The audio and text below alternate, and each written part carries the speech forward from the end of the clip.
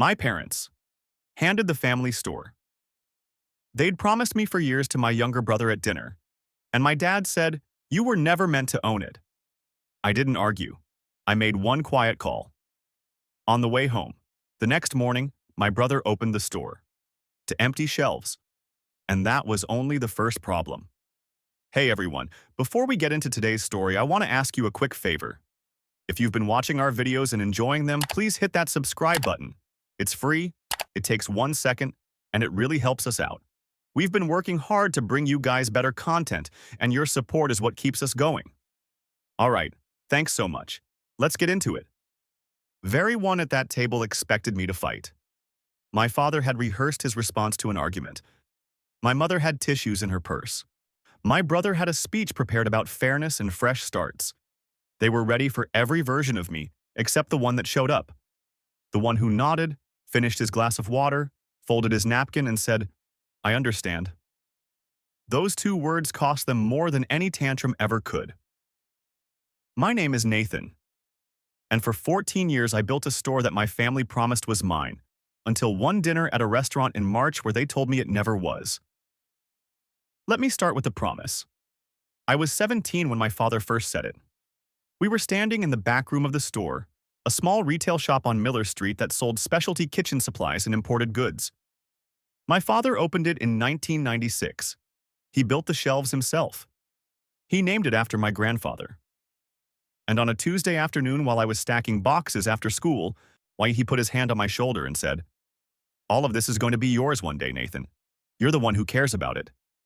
I believed him, not because I was naive, because he said it again at 19, and at 21 when I turned down a scholarship to stay local and work full-time at the store, and at 24 when I started managing the vendor accounts, and at 27 when I redesigned the floor layout and revenue went up 30% in 4 months. He said it so many times that it stopped sounding like a promise and started sounding like a fact. Like gravity. Like the store was mine the way my name was mine. Something I didn't need a document for because it was just true. That was the first thing they took from me, not the store, the ability to question the promise. They repeated it until doubt felt like disloyalty. By year 10, I had quietly outgrown the store. I don't say that with arrogance. I say it with the specific frustration of a man who turned down 2 real opportunities because of a sentence his father kept repeating. The first was 3 years ago. A regional distributor named Tom Aldridge offered me an operations director position. Twice my income. Benefits. Equity path. I sat with the offer letter on my kitchen table for 4 days. Then I called my father and told him about it. He got quiet. Then he said, "The store transfer is coming soon, Nathan. Just be patient. Don't throw away what we've been building." I turned Tom down. I still have the rejection email saved. The second was a year later. Diane Chen, our main supplier, the woman I had built an 11-year relationship with through trade shows and midnight phone calls about shipment delays, she invited me to co-launch a competing retail concept in the next city over. She had the capital. She had the distribution. She needed someone who understood the ground floor. She needed me. I said no. Because the store was going to be mine. Because my father told me so. Diane's business now clears $1.2 million a year. I know because she still calls me on my birthday. I have both rejection letters saved on my laptop, not out of bitterness, out of the habit of documenting everything. I've kept records my entire adult life. Every hour I logged at the store, every expense I covered from my own pocket, every vendor deal I personally closed, a folder on my computer that tells a completely different story than the one my father told at dinner. I never planned to use it, but I never deleted it either. Let me tell you about the store my brother is about to inherit. When I took over daily operations at 23, the store was struggling. Revenue had dropped nearly 40% under my father's management. The product selection was outdated. The vendor relationships were stale. 2 of the 3 main suppliers had downgraded our account to quarterly minimums because payments were inconsistent. I fixed all of it. I rebuilt the vendor network from scratch. I went to trade shows on my own dime, shook hands with suppliers who didn't know our store existed, and built relationships through years of consistent ordering and on-time payments. And every major vendor account ended up registered under my name and my personal contact information. Not the store's name, not my father's name, mine, because I was the one who showed up. I was the one who answered the phone at midnight when a shipment was delayed. I was the one who drove 40 minutes to a warehouse on a Saturday because a pallet was mislabeled and the vendor needed someone to verify the count in person. There's a specific kind of loyalty that becomes invisible over time. When you do something for 1 year, people notice. When you do it for 5 years, people expect it. When you do it for 14, people forget it's happening at all. It becomes like plumbing. Nobody thinks about the pipes until the water stops running. I became the plumbing.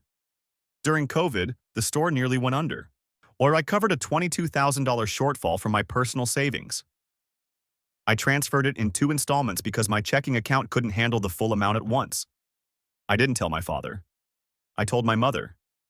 She thanked me with tears in her eyes and said, "We'll make this right, Nathan. I promise you." She has never mentioned it since. It was never repaid.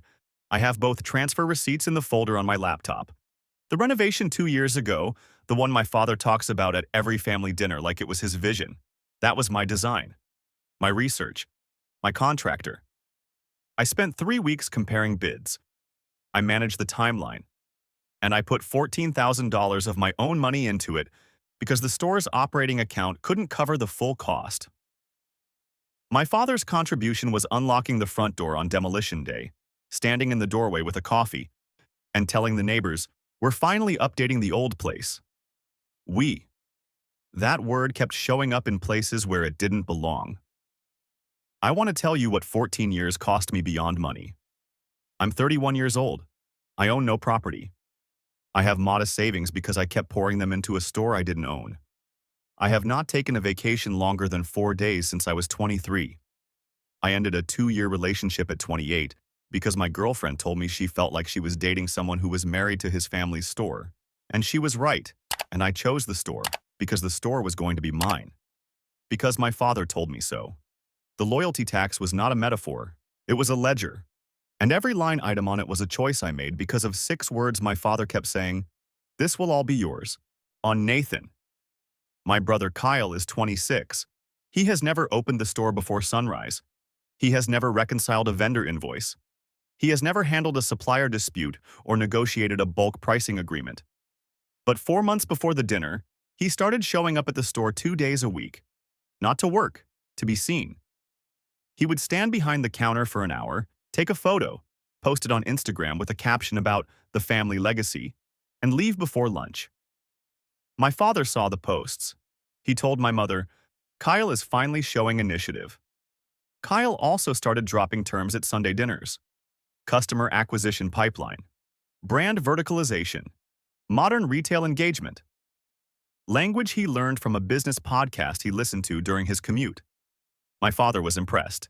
He nodded along like Kyle was speaking a second language, and I recognized it for what it was. Vocabulary, with no architecture behind it. 2 weeks before the dinner, I found a business card in the store bathroom. It had Kyle's name on it. And under his name, in clean serif font, it said owner. He had the cards printed before the announcement was made, which means the decision had already been made.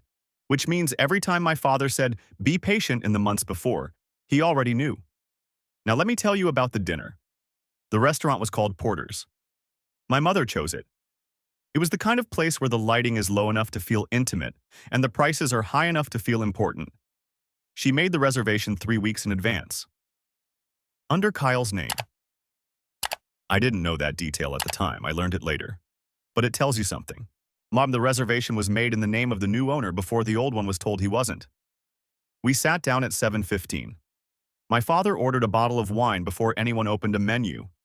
Expensive. A Napa Cabernet he would never buy on a normal Tuesday. He poured 4 glasses and set the bottle in the center of the table like a centerpiece. My mother had tissues in her purse. I noticed them when she reached for her reading glasses. A small travel pack tucked beside her wallet, positioned for quick access. She didn't need tissues for allergies. She needed them for a scene she expected me to cause. Kyle had his phone face up on the table with the screen dimmed. I could see text on it, notes, bullet points. He had talking points prepared for this dinner. Someone had coached him. I want to stop here and tell you something important. I already knew. Not the specifics. Not the date. Not the restaurant. Not the exact words. But I had been watching for months. My mother had started saying things. Small things. You've always been so independent.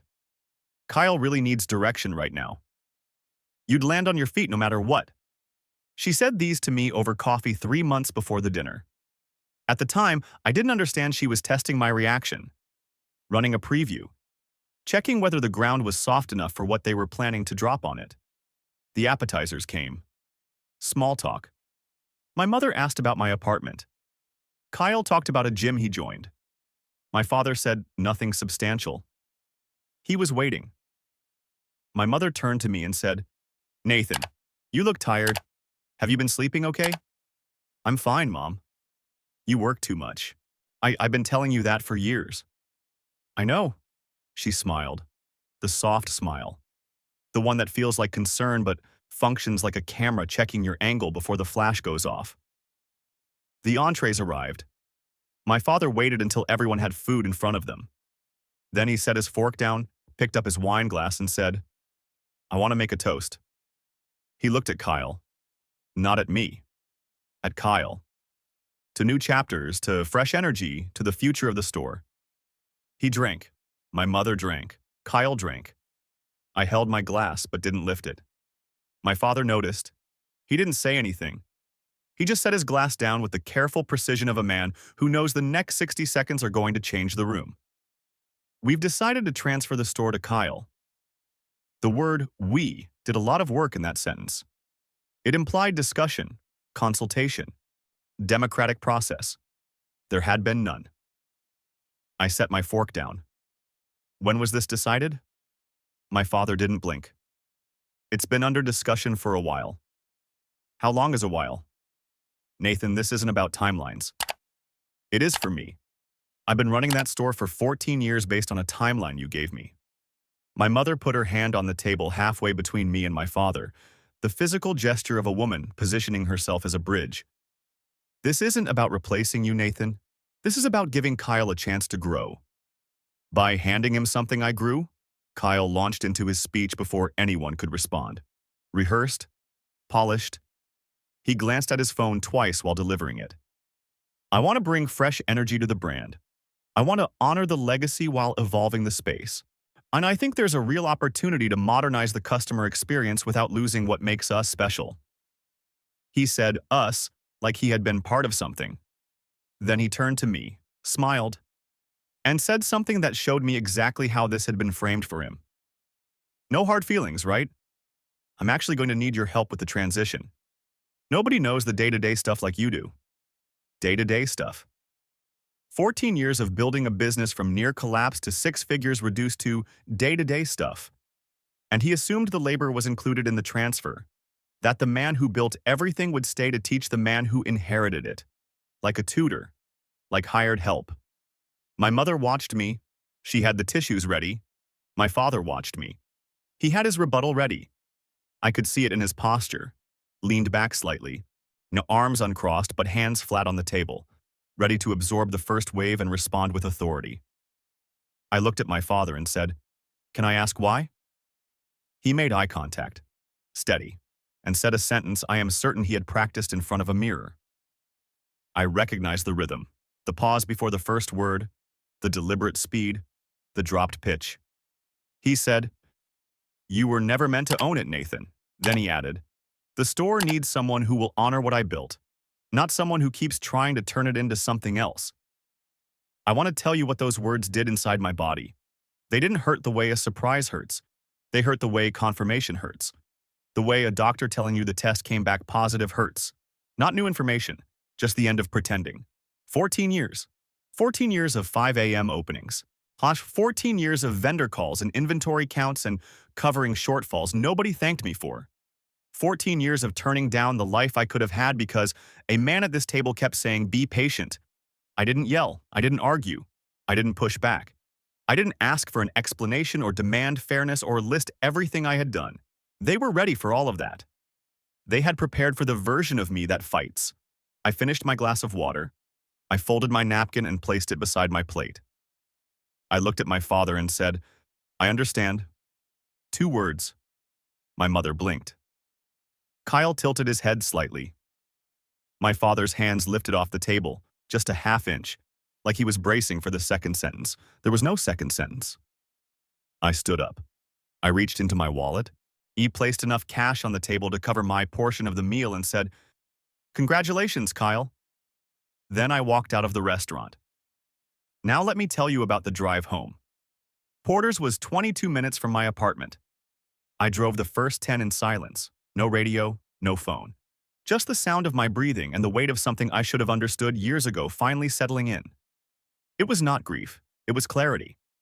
I could see, for the first time, the full architecture of my own exploitation. Every "be patient." Every "the transfer is coming." Every declined offer. Every covered shortfall. Every 5 a.m. morning. I could see all of it laid out like a blueprint, and I understood that none of it was building toward what they told me it was building toward. It was building toward this dinner. Toward a bottle of celebratory wine and a toast I was expected to drink to. At a red light on Oakwood Avenue, I picked up my phone. First call. A commercial lease broker named Jack Stein. I had spoken to him 3 months ago about a retail space in the Riverside district. Better foot traffic, better parking, newer building. I asked about it casually at the time, the way you ask about something you're not ready for yet. Now I was ready. "Jack, it's Nathan. That space on Riverside we looked at in March. Is it still available?" "Let me check." "Yeah, it's still listed. Landlord's been flexible on terms." "Draw up the paperwork. I'll sign tomorrow." "You sure? That's fast?" "I've been slow for 14 years. I'm done being slow." He said he'd have it ready by 10 a.m. Second call. Diane Chen, my supplier of 11 years. I'm the woman who invited me to co-launch a business I said no to because of a promise that was never real. I called her from a parking lot 2 blocks from my apartment. "Diane, it's Nathan." "Nathan, it's late. Everything okay?" "I'm no longer affiliated with the store on Miller Street. I'm opening my own location. I need to close the account under my name and open a new one under a business I'll register this week." She was quiet for 3 seconds. Then she said, "I always wondered when you'd do this." She didn't ask about the store. She didn't ask about my family. She didn't ask about Kyle. She said, "What's the new address going to be? I'll start a file." The third call I didn't make until I was sitting in my driveway with the engine off and the headlights cutting into the garage door. I called Tom Aldridge. I'm the distributor who offered me the operations job 3 years ago. "Tom, it's Nathan. I know it's late." "Nathan, what's going on?" "I'm opening my own retail location, independent. I could use a secondary supplier with regional reach. Are you still open to working together?" He laughed. "Not at me," the kind of laugh that comes from recognition. "I offered you a job 3 years ago. You think I'm going to say no to your business?" I sat in the dark car for 3 full minutes after hanging up. Not because I was sad. Because I was recalculating 14 years of decisions in real time and the math was finally making sense. Then I went inside, opened my laptop, and printed 2 copies of a document I had been maintaining for years without knowing why. An itemized inventory list. Every product in that store that I had personally sourced, purchased, or negotiated. Every item, every wholesale cost, every date of acquisition. I set my alarm for 4:15 a.m. The store's security camera logged my entry at 4:47 a.m. The footage would show me walking through every aisle with a clipboard. Calm, methodical, not rushing, not angry. I removed only what was mine. Every product I had personally sourced, funded, or negotiated. I loaded 14 years of my own inventory into a rented truck I had picked up at 4:30 from the 24-hour U-Haul 3 blocks away. I took the vendor contact binder from behind the counter. The one I built over 14 years with handwritten notes, personal cell numbers, and pricing agreements no one else in the family had ever seen. I left the building intact. The register was in place. The alarm system untouched. The lights worked. The lease was still valid. And I left behind everything that belonged to my father. There wasn't much. The shelves that remained stocked were the ones my father had originally filled years ago. A few dusty items near the back, some branded merchandise from 2019 that never sold, a display rack of local honey that a neighbor had asked us to carry as a favor. On the counter, I left a single sheet of paper. The itemized list. Every product I removed, its wholesale cost. The date I personally purchased it. Line after line after line. At the bottom, in my handwriting, everything else is yours. This was always mine. I locked the door. I returned the key to the lockbox, and I drove away before the sun came up. Kyle arrived at the store at 9 a.m. I know because he called me at 9:04. I didn't answer. He called again at 9:06, and again at 9:07. I didn't answer. He texted at 9:08. Bro, what happened to the store? Did we get robbed? That word again. We. The building, the profits, the title of owner, those belonged to him. But the crisis was suddenly plural. I put the phone face down on my kitchen table and made coffee. He texted again at 9:12. Seriously, Nathan, this isn't funny. The shelves are empty. Call me back. I drank my coffee by the window.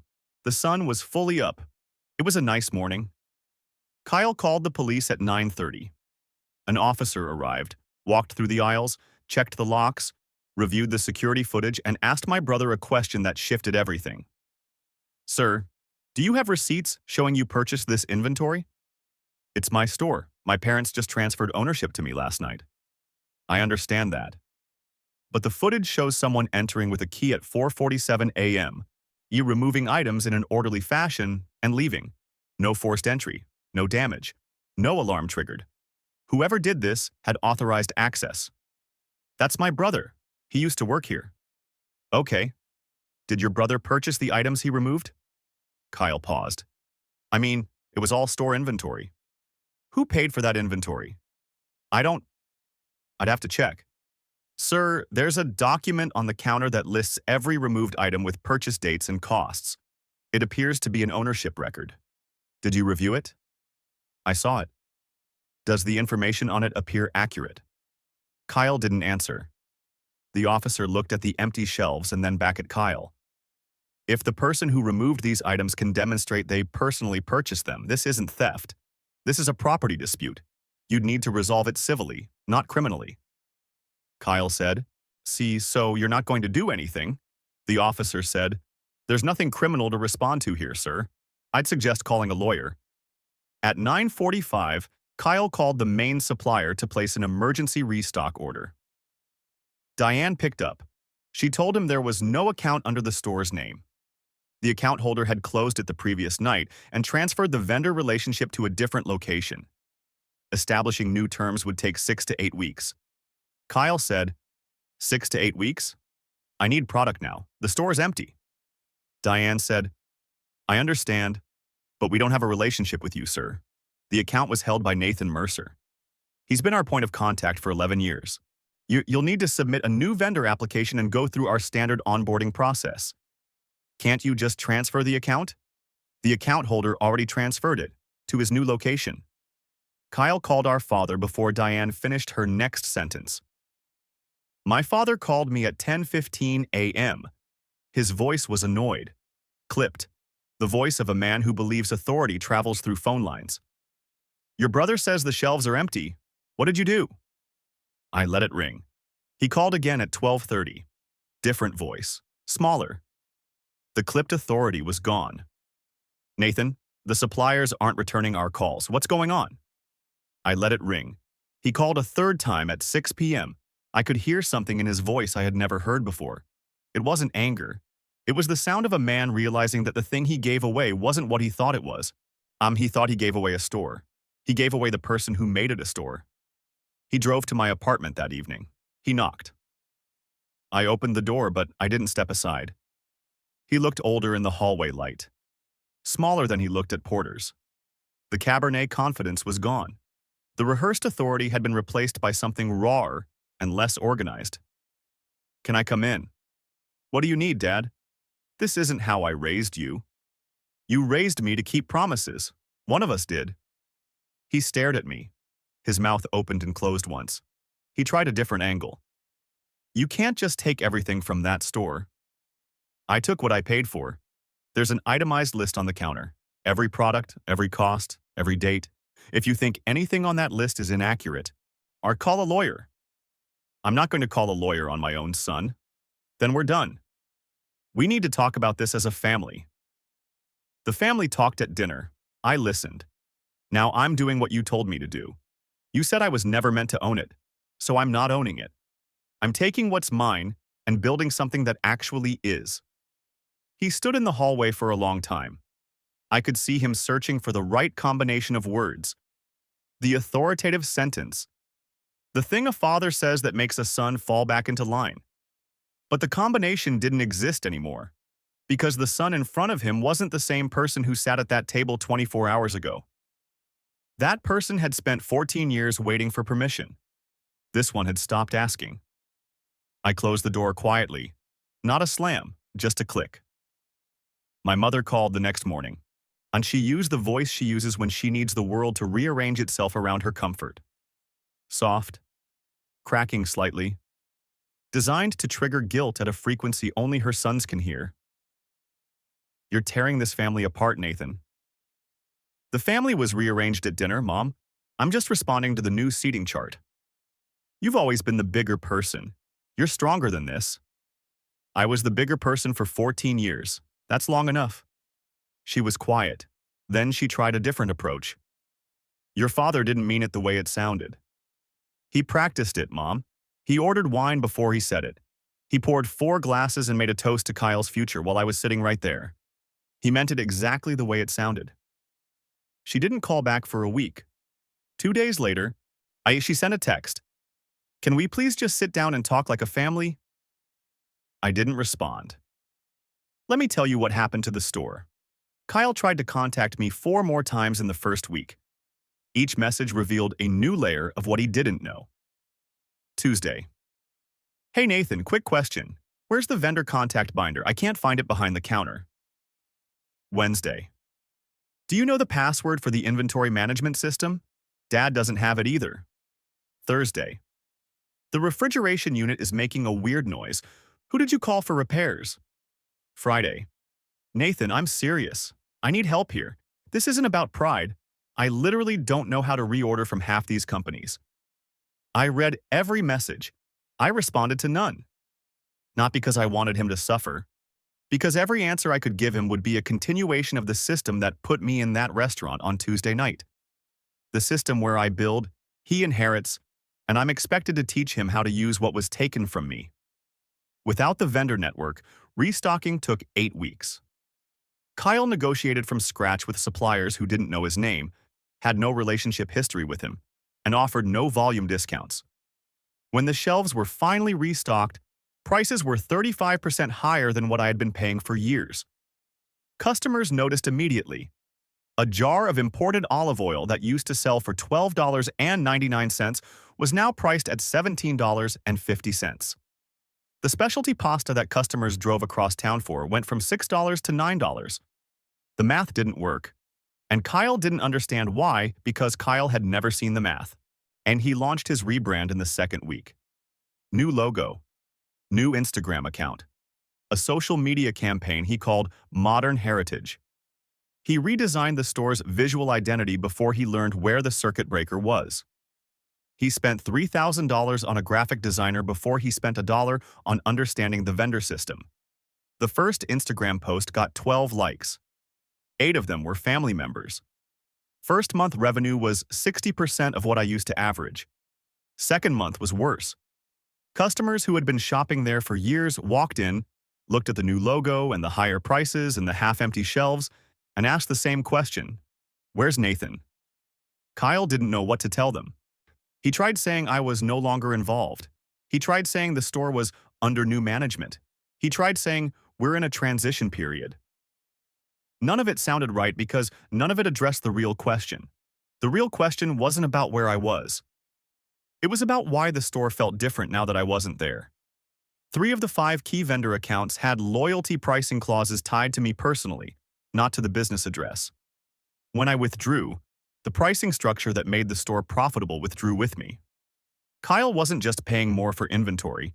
He was paying retail-adjacent prices on a business model that only worked with wholesale relationships I had spent a decade building. He didn't know this because he never asked how the store actually worked. He asked how it looked on Instagram. 3 months in, the store was bleeding money. My father quietly put in $15,000 to keep the lights on. My mother told relatives, "The economy is tough right now." Nobody in the family mentioned my name, but everyone in the family understood, for the first time, the exact difference between inheriting a building and inheriting a business. Kyle tried one more time to reach me. A voicemail at the end of month 3. His voice was different. The podcast vocabulary was gone. The brand verticalization energy had evaporated. He sounded like a 26-year-old who had been handed something he didn't understand and was watching it dissolve in his hands. He said, "Nathan, I know you're not going to call me back, but I want you to know I didn't ask for this. They offered it, and I took it. I didn't know what you built there, and I thought it was just a store." I listened to it once. I almost called him back. Not to help him. But because that last sentence, "I thought it was just a store," was the most honest thing anyone in my family had said to me in 14 years. I didn't call. Now let me tell you what I built. I signed the lease on the Riverside space 48 hours after the dinner. Diane transferred her entire account to my new location the same week. Within 2 weeks, 3 more vendors followed. Then Tom Aldridge set me up with regional distribution access I never had at the old store. The vendors didn't follow a building. They followed the person who answered their calls at midnight, who visited their warehouses, who remembered their kids' names. They were never loyal to the store on Miller Street. They were loyal to me. I opened quietly on a Tuesday morning. No grand opening, no Instagram announcement, no family invitation, no sign out front yet, just a paper printout taped to the glass with the store hours. The first customer walked in at 9:20 a.m., a woman named Deborah who had been shopping at the Miller Street store for 6 years. She looked around, looked at me behind the counter and said, "Oh, you moved." I hadn't advertised. I hadn't posted anything online. I hadn't told a single customer. She found me because the customers always knew who was actually running things. I rang up her order, handed her the bag and said, "Same place, just different walls." She smiled. That explains it. Within a month, the regulars had found me. Not all of them, but enough. Enough to cover the lease. Enough to justify the second vendor order. Enough to prove what I had always known and what my family had always refused to see. The business was never in the building. The business was in the person they told to leave. 6 months later, my store was outperforming the family store's best year. I didn't tell anyone. I didn't post about it. I didn't send the numbers to my father. The success wasn't revenge. It was just what happens when a man who has been building on someone else's land finally pours the foundation on his own. 1 year after that dinner, my father walked into my store. I was helping a customer when I noticed him standing in the doorway. He didn't come in right away. He stood at the entrance and looked around the room the way you look at something you are seeing for the first time but recognizing for the 100th. The shelves were full. The layout was clean. 2 employees I had hired were working the floor. A customer was asking about a product at the register. The store smelled like cedar and cardboard, and something my father probably recognized from 30 years ago when he first believed that building something with your hands meant something. I finished with my customer. I didn't rush. When they left, I walked toward the door. My father looked at me. "You could have told me you were going to do all this." I looked at him. "You never asked what I was capable of. You just decided." He stood there for a while. His hands were in his jacket pockets. He looked around the store one more time. Then he turned and walked back to his car. He didn't say goodbye. He didn't apologize. He didn't ask to sit down and talk. He just left. He didn't come back. Thanks for staying until the end. Well, man, if this one hit something, subscribe. I'll see you in the next one.